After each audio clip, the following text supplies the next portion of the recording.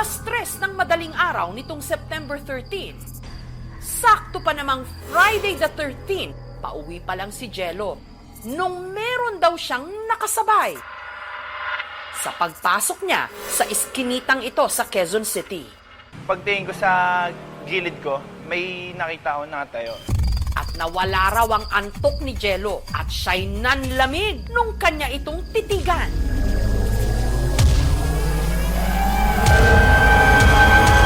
Isang matandang babae na di umano pugot ang ulo. At para patunayang hindi siya namamalikmata, kinunan niya ito. Titigang mabuti ang kuha niyang video. Dito makikita ang isang babae na mabagal ang lakad. Nakasuot ng itim na damit at palda. At kapansin-pansin,